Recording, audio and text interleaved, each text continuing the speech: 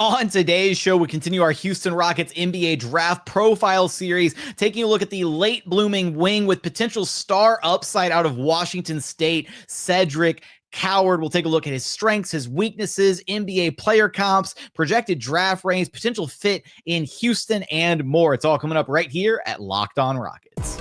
This is Mission Control, Houston. Ignition sequence start. 6, 5, 4, 3, 2, 1.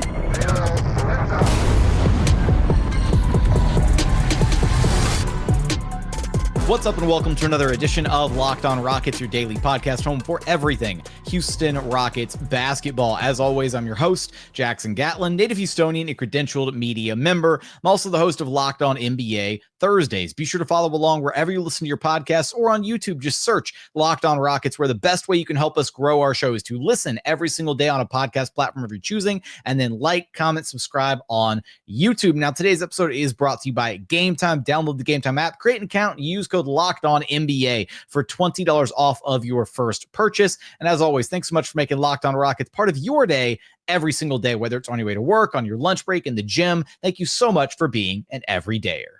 And joining us now is your weekly co-host, NBA draft enthusiast, and diehard Houston Rockets fan, Madison Moore. You can track down on Twitter at MadmanLeaks. Here's we continue our Houston Rockets NBA draft profile series, taking a look at yet another wing prospect, maybe one with a really sky-high potential here in Cedric Coward. One of the older players in the draft, senior coming out of Washington State. Madison, what's your read? Hit us with the elevator pitch on Cedric Coward. Yeah, man. Cedric Coward is really an interesting prospect. This is a 6'6" wing with a tremendous wingspan, 7'2" wingspan, excellent shooter, but a very interesting path to the NBA. He started off as a D3 player and transferred up to Washington State, where he played an amazing 6 games before his season is cut short by injury. And then we get our annual hype train on a player that we don't have enough film on. But he's really intriguing because of his measurables. This is a swing man who can really shoot the ball. He has defensive potential, excellent shooter, and just extremely fluid with those measurables. And so that has led scouts' imagination to run wild. And I think a lot of that has to do with the lack of top-end talent in this draft. He's an older player, but his path and the way he's gotten better over time has really intrigued scouts. And due to some, what I've heard is some incredible workouts, right?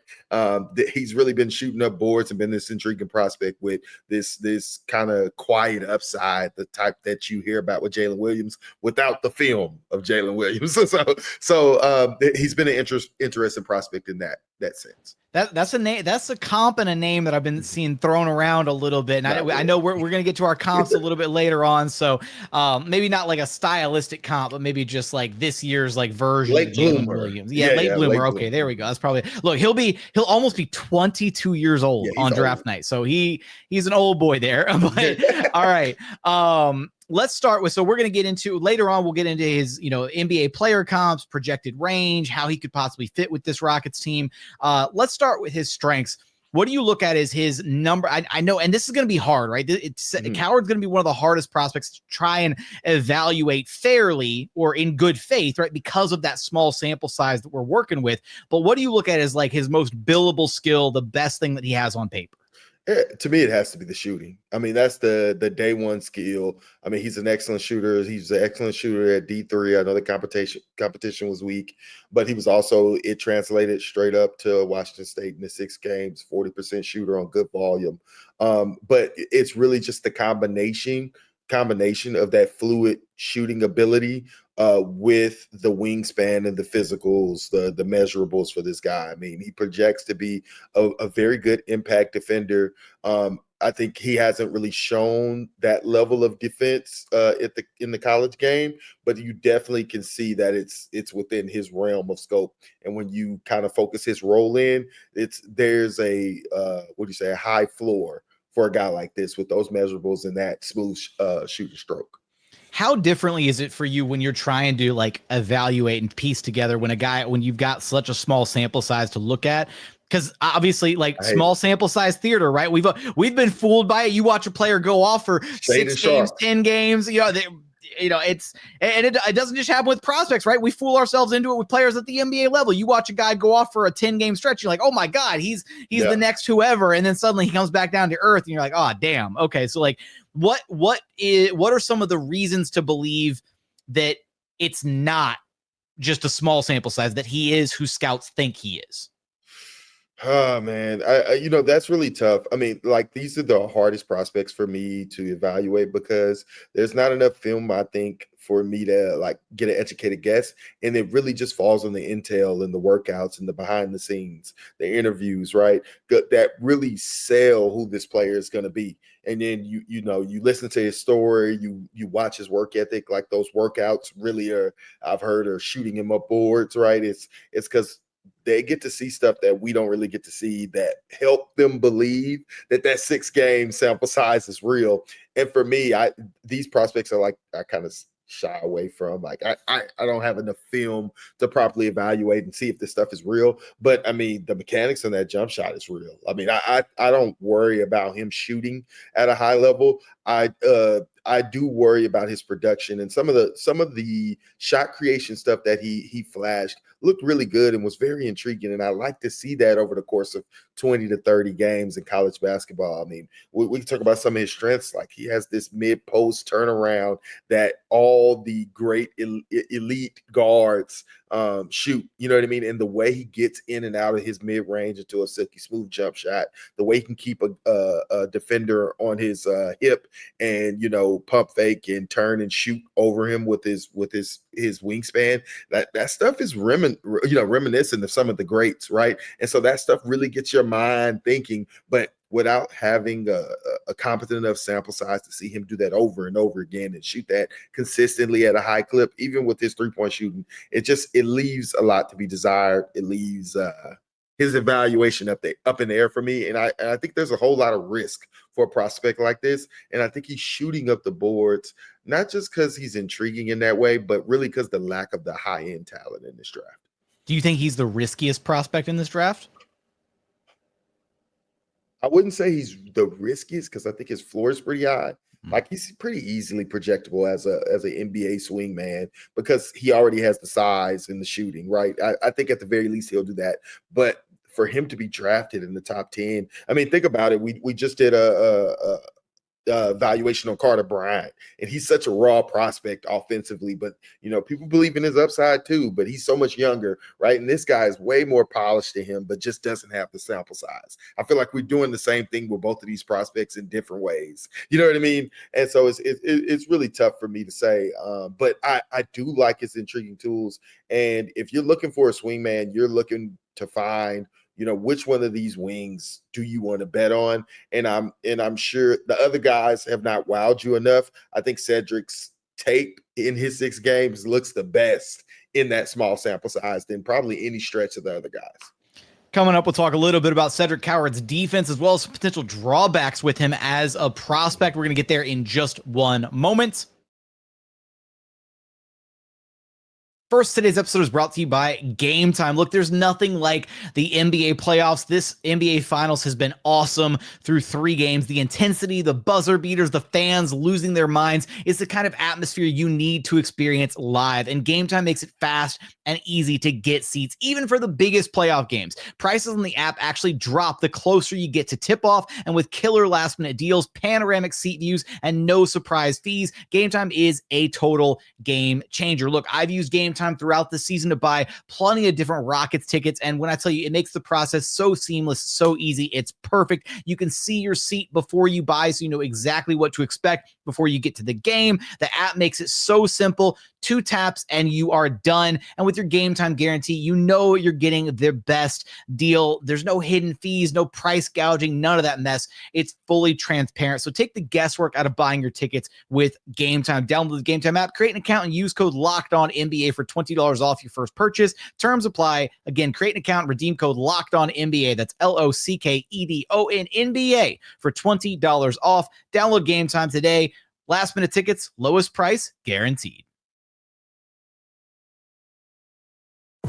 And continuing on here at Locked On Rockets, your daily podcast, home for everything Houston Rockets basketball. All right, Madison, I want to shift gears here and just focus on the defensive side of the ball for a second. Yeah. One of the unique things, right, about a prospect like Coward with the physicals that he has, right, the ridiculous wingspan, the kind of, defensive versatility that he brings to the table, that's the kind of stuff that I think projects to just like, he should be able to find a home at the NBA level because like the measurables jump off the page. And at least that, like, that's something where, yeah, small sample sizes, like maybe that's more of the things that you look at like offensively, but at least defensively, like that's something that should inspire a great deal of confidence about him, right? Yeah, I mean, and I think for the most part, he had a lead guard role on that team. He wasn't asked to be a defensive stopper. He wasn't coming in to perform this role of defensive stopper. So to me, he was just a relatively good defender. I thought his length did pop and was disruptive in the lanes, and it kind of leads you to believe is, hey, if we simplify this guy's role and we told him we want you to get after it defensively, does he have the ability to do that? And I think he's shown enough laterally on the perimeter, even though he had some lapses here and there. I think if he locks in on that is my role in a particular team, he could really excel, and he has the potential with those tools to be a lockdown defender in a way that we see a lot of. When I get to his comps, I'll explain some of those comps and how they kind of translate, and then you marry that with a chance to shoot over 40% from three on very good volume. I feel like we're saying the same thing over and over again, but it's very intriguing. Like, this is starter level on a finals team type of tools for Cedric Coward, and you don't want to pass up on that in the lottery if you can. You know what I mean? Okay. Outside of the small sample size, what worries you the most about Coward as a prospect? Outside of the small sample size, what worries me most, I would say the slashing. If I'm looking at this guy to develop him as a star, right? I would have liked to see more on film as a slasher, creativity, wiggling through tight spaces with his handle. He showed more as a creator out of the pick and roll, I feel like, in D3, but there just was a lot less on tape with that. But what was he showing more because it was D3 is the Right. thing. Like, that's the question. And that's the question. But also, it's just not very dynamic getting to the rim. I think he's a good athlete, not a great athlete. He's not going to be living above the rim, making super athletic plays. He's not going to do that. He's a good enough athlete to play NBA basketball. But to me, the creativity in his drive game, if I would have saw more of that, I would have been more excited about him and his potential to be a star. His shot creation to me was more in the mid-range and his face-up game, as well as just being a good swing man and being able to operate off the catch on the perimeter. But to me, it was really the shooting that was most intriguing, but I feel like he left a lot to be desired, slashing in the half court and making plays for others. So, I think this is where I find him a really fascinating prospect, because obviously there's like this tremendous potential upside there, but do you think that at this point, like, is it easier to evaluate him, or is it maybe different to evaluate him as like, okay, maybe you can look at him through one lens as like a potential like dynamic, like, guard, lead scorer kind of guy, or do you look at him through the different lens, like you talked about a second ago, about like, okay, well, if you give him more of like a clearly defined role, like, hey, we want you to be very good at these couple specific things, like defensively, whatever, like, is it maybe easier to evaluate him as just a 3-and-D prospect, 3-and-D wing, as opposed to kind of this like upside talent that might have some like hidden star potential there? Yeah, I mean, that's how I see him. I see him as a 3-and-D wing. I think that is the safe lane for him. I would develop him as a 3-and-D wing first, see if he can get on the court, see if he can start, and see if he can excel in that role, and then begin to kind of titrate him up from there, give him a little bit more responsibility. If he can succeed as a 3-and-D role, get after it defensively, and you start to see 16, 17-point games averaging that, and then put the ball in his hands, see if he could do more with it. I would kind of take the slow burn approach to him, and then you can start giving some mid-post ISOs. You can see how he succeeds in that, and see how how his slashing looks from that. Because because to me, I think in order to be a star in this league, I would need to see you be able to get to the rim and finish at a high clip consistently, and at least put pressure on the rim where you can make plays for others. And that's just not something I thought Cedric showed on his tape, albeit low sample size. How, again, it's low sample size. Over and over. Preface everything with small sample size. But how did his handle look? How would you evaluate just his ball handling, right? Because to be a star in today's NBA, right, you need to be able to handle the basketball. And so that is, we see it a little. Look, we're seeing it right now with Jabari Smith Jr., right? We thought there was maybe something more there, and that maybe there was some hidden star potential, but Jabari just has not in 3 years of NBA basketball, the handle has not gotten much better, and that is a problem, right? You're not going to be able to be a star. You could be lethal from the mid range. You could be this 7 foot tall unicorn, whatever, knockdown shooter. But if you can't handle the ball worth a lick, you can't really be a star player. So how would you evaluate just kind of that handle in the limited, film that you have on him?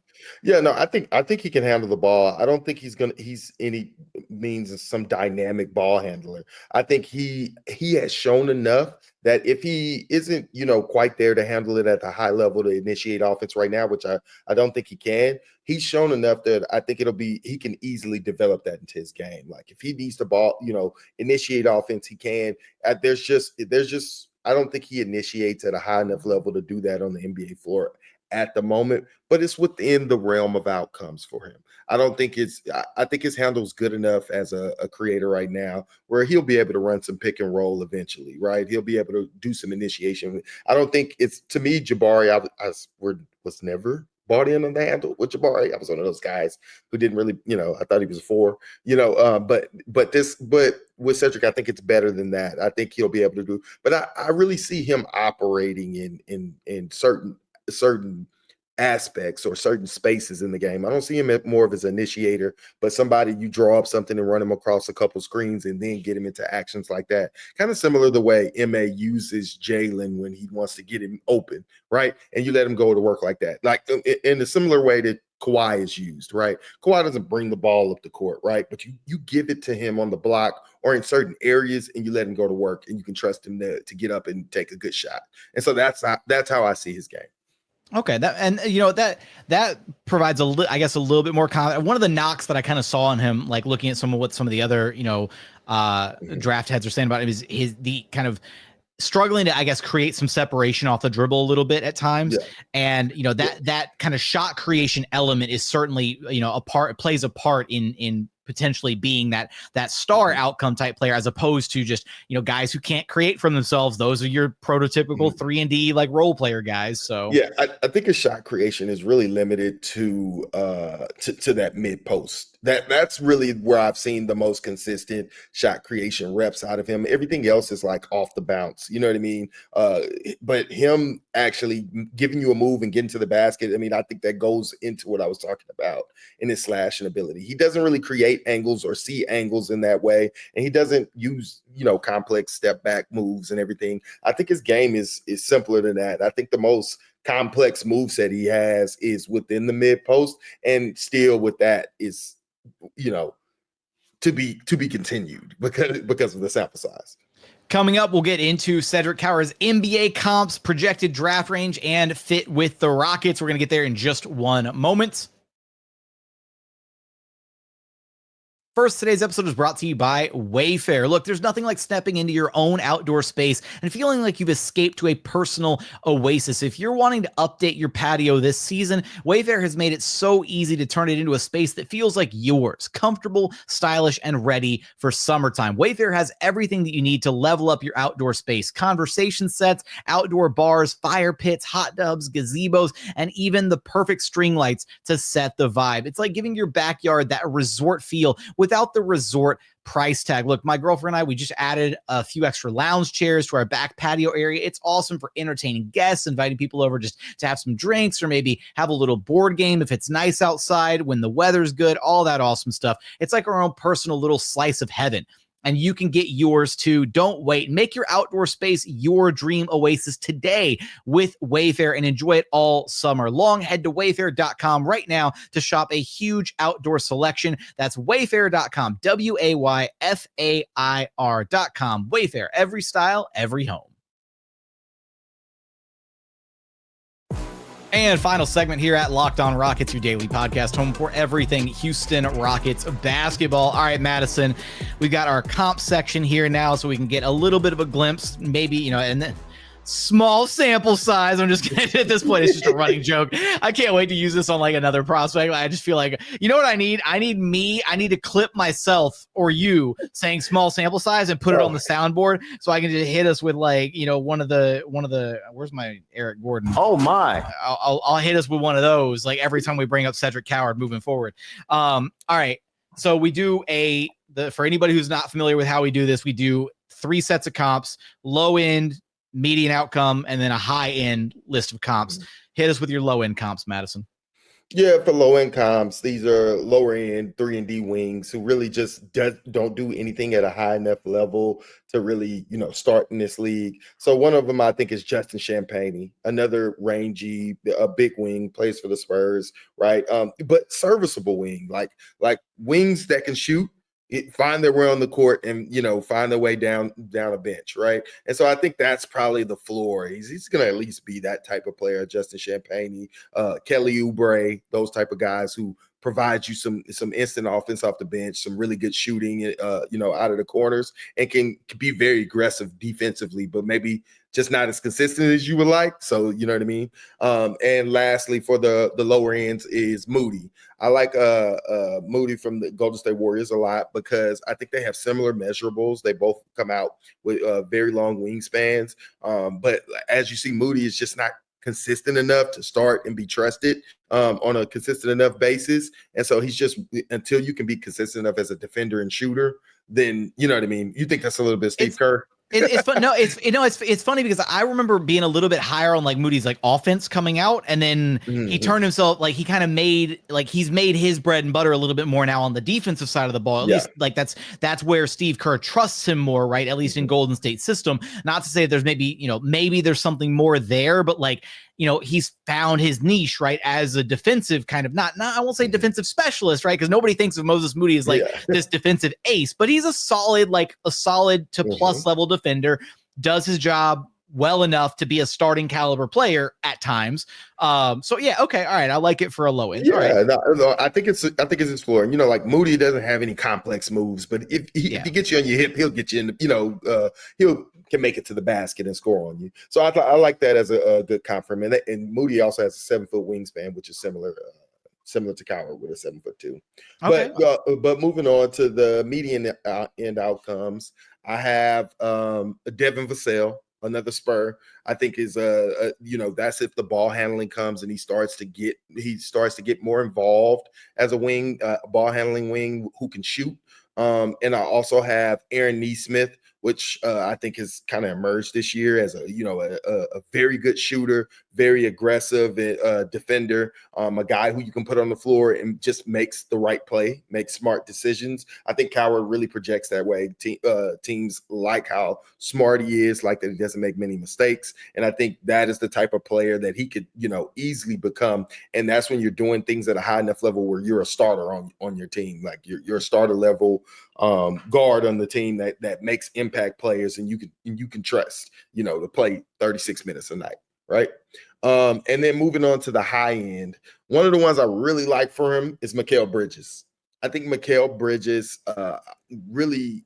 They are similarly sized. They're both 6'6" with long wingspans, and are able. And Mikal is really typecast as a defender, right? But still has a bit of an offensive package. If you give the ball, he can do some things in the mid post. You can run him off screens and let him shoot, right? I think those are all the things that Cowherd should be able to do if he starts to hit some of his high-end outcomes. If he becomes a really good defender, a really impact defender, and really his offensive game can be led by his silky smooth shot, which Bridges has really lived on. So I think that's a really good high-end outcome. And another player that he used to play with, Cam Johnson. right? These guys who just are super impactful, right? They're not afraid of the moment. They're smart players. They know how to, step up in game time decisions. They're great shooters and also can be versatile defenders. And so those are some of the lower high end outcomes I found for Cowherd. And so if he starts to hit some of those higher end, I think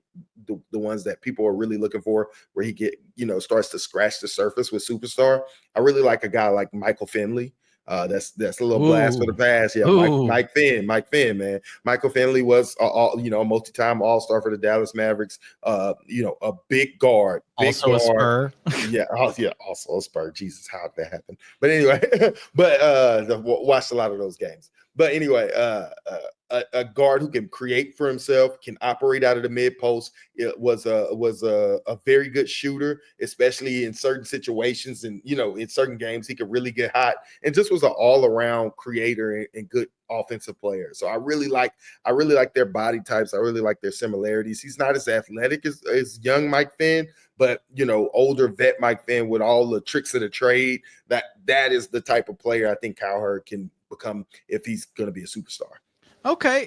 And for me, I also really do like how, the NBA is an ever evolving, constantly changing game. And I feel like we over the last like 5-10 years, right. We talked so much about like, are we, is the NBA experiencing like the death of the big man and we're moving away from it. And then suddenly like now it's almost like there's like been a big man kind of renaissance as of late. And one of the other things that's been kind of coming back more in the last like couple of years or so is I've been loving how much more you're seeing guards actually play out of that mid post area of the court, right? Mm-hmm. You see it, SGA does it quite a bit, right? Like SGA can, ISO you face up, from the 3-point line and work downhill, but he also he's not afraid to get you on his back, get you in that mid post area and command a double team that way. And there are a lot of guards in today's NBA that kind of have that in their repertoire, and it gives you just another dimension to your offense, right? Because there's one thing when you're constantly trying to attack and it's you, the defender, and then the rim, right? And you're always having to go through the or at least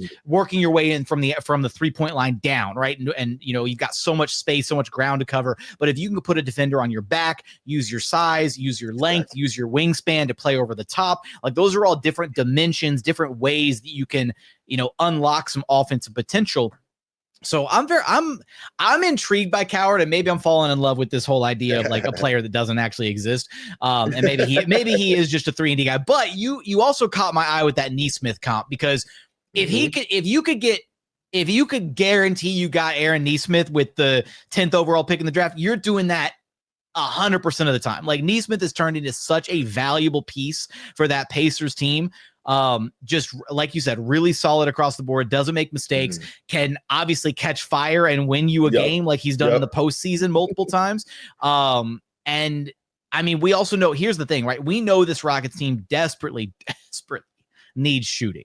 Like that's the biggest thing. When I think about any of these prospects and how they're going to fit into this Rockets system, I'm thinking two things. I'm thinking, can you play defense? Because you're not going to get on the floor if you don't play defense with Ime Udoka. And then can you shoot the ball? Because that's the one thing this team is missing so desperately across the board. And it sounds like Coward can do both of those things. Yeah, exactly. And I think it's just, there's such a low bar for him to hit. I feel like for him to be an impact player on a playoff team, there's such a low bar. That high floor really makes you feel comfortable with selecting this guy in the upper lottery, because he has this high floor. And then if you scratch gold, you know what I mean? You can get one of these higher end, all-star level role players, or maybe even a borderline superstar out of Coward. And that type of safety with upside is just gonna drive GMs crazy. You know what I mean? Especially in a draft like this. And like I said, like Nesmith, it's not a hard. I feel like with his tools, that's not a hard, bar to reach for him. And so I think that's where a lot of his intrigue. I think if you come away at the 10th pick and you get Nesmith, you'll be happy. So looking at, and here's the part that this one's going to be really hard, right? Is thinking about his projected range. Like, what's the highest you could see him going at this point? Because we're talking about him maybe maybe the Rockets taking him at 10. Could you see a team ahead of the Rockets really like falling in love with him and taking a swing on him? I can't remember the order directly in front of us, but I think he's in play. I think he's in play from 8, like from 7 or 8. He should be in play. Because it's Utah at 5, and then Washington, then New Orleans, then Brooklyn, then Toronto, and then Rockets at 10. Yeah, I think Toronto for sure. Toronto loves these types of wings. You know what I mean? That's the Masai Ujiri special right there. Sure. Yeah, for sure. Toronto loves those type of wings. But the other three, I think, are going to be taking more of a swing, right? Because they're not really interested in 3-and-D players. They're looking for home run hits. You know what I mean? Somebody's taking Trey Johnson in there. Yeah, somebody's going to take Trey Johnson. You know, and there's a lot of guys that are have probably more upside but lower floors. And I think those guys, you know, if Aaron Nesmith goes to the Utah Jazz, that doesn't really help anybody. You know what I mean? It doesn't help a Coward's career. It doesn't help the Utah Jazz. They need to be in the same for the Washington Wizards. They need to be taking bigger swings, right? But if they just believe in him that much, but I think those types of teams may opt for a younger player with more upside that they can mold, like Carter Bryant, right? So he's a younger guy. You can mold him. He's not as skilled yet as Coward, but you can mold him into what you want, and you have time to give him the ball and let him develop, right? While Cowherd might be more of a back end of the lottery, a safer pick. The OKCs, the San Antonios, the Houstons will be the teams looking to select him because there's a little bit of upside. But I got to roll for you just in case you don't, you know what I mean, hit that higher end. What do you think's the lowest that he possibly goes? Because that's the crazy thing is like I've seen mocks that have him like that. I've seen mocks that still have him like near like the latter end of the first round. And then there's like talk of like the GMs and front offices who are like falling in love with him. And he's like, you know, on other people's mocks, he's like jumping up the board. So like he might have the biggest range of any player you know, that we're going to talk about. Yeah, I think as of now, he doesn't get past the mid-20s. I think he can go in the mid-20s, and long as there's no injury or something unforeseen that we don't know, something on the medicals. Yeah, on the medicals, right? Like with Cam, I think he's pretty safe in the teens to 20 range. Like I think that's the sweet spot for him. But if a team just falls in love, I wouldn't be surprised if a team, in the back end of the lottery, takes that chance on it. So you don't think so? Last thing I got, you don't think you wouldn't be upset if the Rockets took him at 10, right? Like it's not a reach to take him at 10. No. First of all, you can never have enough wings. We all know that. And then it's a type of wing that his specialty is shooting, and he has the length in Ime Udoka's system to really pop. You know what I mean? And I really trust Ime Udoka's ability to develop wings. And so giving Ime Udoka another wing, dynamic wing who has some upside as a shot creator, which the Rockets desperately need more shot creation. You won't be getting any of that early, but you won't be getting any of that for any player you draft at 10. You know what I mean? So this is a guy that could possibly fight for some minutes. Put some respect on Jaeger Dimmon's name. All right, we're gonna talk about him at some point. I know you like that guy, so that you're talking about shot creation at 10. Okay, man. Yeah, and that stands. But but I think he fits well. I think he fits well with the Rockets and gives us more wing depth and insurance because, as we know, contracts are coming up. We're gonna need some insurance for some of these guys. We're gonna need other wings on this team. Okay, all right. Well, it's a guy. He might even be able to play some small ball forward. You know what I mean? And so it's a lot of stuff you can do with him with that length. Okay. All right. Well, Cedric Coward, you heard it here first from our go-to draft expert, the NBA draft enthusiast here. We want your thoughts on Cedric Coward. Give us your thoughts on the small sample size in the that's going to be the new buzzword in the YouTube comments. We got 6 games you want to go back and look at him for Cedric Coward with Washington State. Give us your thoughts on him as a prospect. Are you scared by the small sample size? Are you bought in? Are you all on the Coward hype train? Give us your thoughts. Madison, you know the drill. Let me know where to track you down at. You can find me on Twitter at MadmanLeaks. Come talk Rockets basketball and NBA draft. That's going to do it for another edition of Locked On Rockets. As always, thanks so much for checking out the show. Remember, the best way to help us grow the show is to listen every single day on a podcast platform of your choosing, and then like, comment, subscribe on YouTube. But as always, thank you so much for watching. Thank you so much for listening. And we look forward to having you back right here at Locked On Rockets, your daily podcast home for everything Houston Rockets basketball.